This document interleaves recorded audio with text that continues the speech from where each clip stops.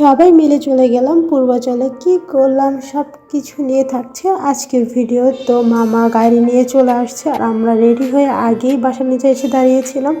দেন মামা আসলো আর এখন এক এক করে সবাই গাড়িতে উঠে আমরা রওনা দিয়ে দিলাম পূর্বাচলের উদ্দেশ্যে। যদিও যেতে যেতে ভালোই লাগতেছিল, বাট সবার চোখে একটু ঘুম চলে আসছিল, কারণ যেহেতু আমরা 3:30টার দিকে বের হয়েছি দুপুর টাইম। বাট এই ঘুম ঘুম চোখে হঠাৎ কোনাল গান শুনে ও নেচে উঠল আর ওর নাচ দেখে তো আমরা সবাই অবাক। আর আমাদের সবার ঘুমটা কেটে গেছিলো। ওর নাচ দেখতে দেখতে আমরা চলে আসি পূর্বাচলে। আর এখান থেকে যাওয়ার পথে সুন্দর একটা ভিউ দেখা যাচ্ছিল, সূর্যটা আস্তে আস্তে দেখো কি সুন্দর হয়ে যাচ্ছে। দেন আমরা চলে আসি এই নদীর পাড়ে। এখানে কিছুক্ষণ সময় বসার পর বিকাল টাইমে নদীর পাড়ে আসলেই অনেক ভালো লাগে। তো আমরা সবাই এক এক করে ব্রিজ থেকে নামতেছিলাম, কোনাল বাঁধন আবার এখানে ছবি তুলতেছিল আর ওরাও অনেক বেশি এনজয় করতেছিল, কারণ বিকালে এত সুন্দর একটা ভিউ। তারপর আমরা একটু নিচে নামলাম, এগুলোকে কি বলে, লঞ্চ না কি জানি না, যাই হোক। তো আমরা এগুলো নিচে নামলাম। নামার পর দেখি মামা ফাইজি আগে থেকে এখানে ছিল। তো এখানে আমরা কিছুক্ষণ ঘোরাফেরা একটু ছবি তোলার পর আমরা এখন চলে যাই নীলা মার্কেট। তো যাওয়ার পথে ফাইজি কোনোভাবেই কারো কোলে বসবে না, ও গাড়ি চালাবে। আর তাই ড্রাইভার আঙ্কেলের কোলে বসেছিল আর আঙ্কেলকে কোলে নিয়ে ড্রাইভ করতেছিল। দেন আমরা চলে আসি নীলা মার্কেট। আর নীলা মার্কেটের এই দুই পাশে পিঠার ঘর লাইটিং না আমার দেখতে অনেক ভালোই লাগে। আর এখানে এই চিকেনগুলো দেখে আমি খালামণিকে বলতেছিলাম, এখানে এই হারিয়ানি চিকেনের কথা। তো ছোটো খালামণি রাগ করতেছিল যে তুই থাম, তুই শুধু এই কোথাও গেলে হারিয়ানি পেশোয়ারি হাবি জাবি ধরস, একদম কথা বলবি না, আমরা যা পছন্দ করি তোর তাই খেতে হবে। তো আমরা এখান থেকে সামনে এসে সবাই নেমে চিপস খাচ্ছিলাম। আর ফাইজি কোনোভাবেই গাড়ি থেকে নামবে না, ও গাড়িতে বসেই থাকবে, ও গাড়ি চালাবে। তারপর আমি চিপসের প্যাকেট দেখানোর পরে ওকে আমরা কোলে আনতে পারছি, ও আসবে এখন, না এতক্ষণ কোনোভাবেই গাড়ি থেকে বের হবে না, কারো কথাই শুনতেছিল না। তারপর আমরা একটু হাঁটাচলা করতে করতে চলে আসি চুড়ির দোকানে। আর চুড়ির দোকান দেখবে ছোটো খালামণি দাঁড়াবে না তা তো হয়ই না, ওর চুড়ি অনেক বেশি পছন্দ। দেন আমরা চলে আসি এই রাইডসগুলোর এখানে।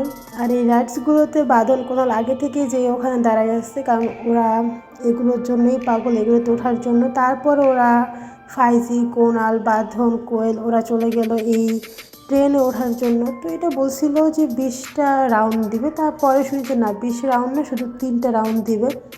আর ওরা তো ভালোই মজা পাচ্ছিল। আমিও ভাবছিলাম যে আমি একবার উঠবো করে, বাট পরে আর আমি উঠি নাই, কেন জানি আমার ভালো লাগতেছিল না। এই রাইডসগুলোতে মানে ট্রেনে পার পার্সন 50 টাকা করে, তোমরা চাইলে যে কেউ উঠতে পারো। বাট আমরা শুধু ভাবতেছিলাম এই নৌকায় মানুষ উঠে কীভাবে, ওরা যে উঠতেছিল আর আমরা ভয় পাচ্ছিলাম। তো যাই হোক, আবার আমরা আশেপাশের দোকানগুলোকে দেখতেছিলাম, দেন একটু হাঁটাচলা করে দেখতেছিলাম সব কিছু। আর হাঁটতে হাঁটতে আবার চলে আসে চুড়ির দোকান। খালামণি আবার চুড়ি দেখতেছিল, যদিও ওর হাতের সাইজের চুড়ি হচ্ছিল না, বাট তারপরে চুড়ি দেখতেছিল। দেন এখান থেকে আমরা একটু হাঁটাহাঁটি করে সামনে চলে আসি মিষ্টির দোকানে। আর এখানে সবাই মিষ্টি চয়েস করতেছিলাম। তো যারা অন্য সব দোকানে বা ঢাকার মিষ্টি আমরা খাই, আমাদের কারোই এই মিষ্টিটা ভাল লাগবে না, বাট মানুষ আছে না যে যায় মিষ্টিগুলো দেখছে খায়, তো এই জন্যই মনে হয় খাওয়া। কোনো মিষ্টি অতটা টেস্ট না। কোনাল এখানে একটা সানা নিয়েছিল, সানা খাচ্ছে। আমি নিলাম গরম গরম সরমালাই, মেবি আমি আর বাঁধন নিয়েছিলাম, বাট এটাও একদমই মজা ছিল না। তারপরে বাঁধন নিচ্ছিল সানা, ছানাটা একটু ভালো লাগছে আমার কাছে, বাট এছাড়া ওদের কোনো মিষ্টি মজা না। মানুষ যে মিষ্টিগুলো কেন খায় বা কেন এত পছন্দ করে আল্লাহই জানে, একদমই টেস্ট ছাড়া। তারপর আমার ছোটো ভাইয়াকে খালামণি রসগোল্লা খাইয়ে দিচ্ছিল। তো ওকে বললাম তোমার কাছে কেমন লাগছে, ও তো রসগোল্লা খেয়ে মজায় নাচানাচি শুরু করে দিচ্ছে, ওর কাছে মেবি ভালো লাগছে। তারপর আমরা চলে আসি হাঁসের দোকানে। এখানে আসলে আসলে না দাঁড়ানো যায় না, এই পিঠার জন্য ডাকে, ও এর জন্য ডাকে। তারপরে কোনটায় বসবো কোনটা চয়েস করব, তারপর আমরা এগুলো দেখতে দেখতে ছোটো খালামণি একটা চয়েস করলো। তারপরে আমি কোনাল বাঁধনকে নিয়ে আসছিলাম যে ওরা কি আসলে ওরা হাঁসের মাংস খাবে না, ওরা চিকেন কোনগুলো খাবে দেখার জন্য। আর এখানে তো হাঁসের মাংস যার জন্য পূর্বাচল এত বিখ্যাত, পূর্বাচলে হাঁসের মাংস। আর এখানে গরুর মাংস বাড়া হচ্ছে, খাবার চলে আসছে অলরেডি। হাঁসের মাংস আমরা এখানে মামা, আমি, হাঁসের মাংস নিয়েছিলাম, আম্মু, খালামণি, সেজু খালামণি, ছোটো খালা সবাই ওরা আর কি গরুর মাংস নিয়েছিল। আর বাঁধন কোনাল নিয়েছিল চিকেন চাপ। তো ওদের চাপ আসতে একটু লেট হচ্ছিলো, যদি ওদের হাঁসের গরুর মাংসটা একদমই টেস্ট নাই, টেস্ট ছাড়া। হাঁসের মাংসটা অনেক মজা। তো আমার কাছে মনে হয় ওখানে গেলে গরুর মাংস খাওয়ার থেকে হাঁসের মাংস খাওয়াটাই বেটার। যদিও আম্মু খালামণিরা হাঁসের মাংস খায় না, তাই ওরা গরুর মাংস নিয়েছে। বাট হাঁসের মাংসটা গরম গরম ভালোই লাগতেছিল, আর এই চাপড়িটাও ভালো লাগতেছিল। চাপড়ি দিয়ে হাঁসের মাংস আমি অবশ্য রুমালি রুটি দিয়ে খেয়েছিলাম, চাপড়ি দিয়ে একটু ট্রাই করতেছিলাম। আর এখানে বাঁধন আর কোনালে চাপ চলে আসে।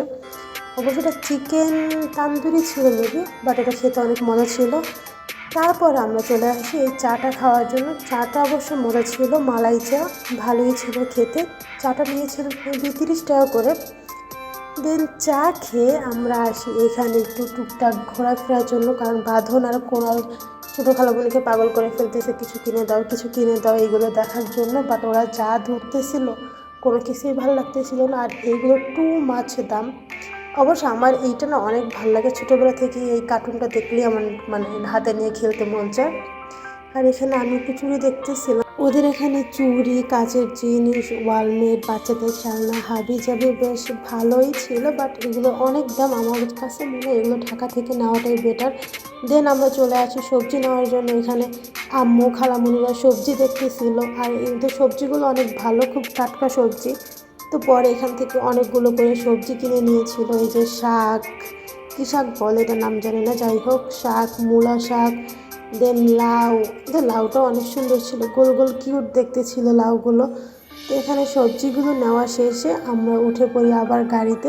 আমার আজকের এই ভিডিও তোমাদের কাছে কেমন লাগলো কমেন্ট করে জানিও। ভিডিও ভালো লাগে লাইক, কমেন্ট, শেয়ার দিয়ে পাশে থেকো। আল্লাহ হাফেজ।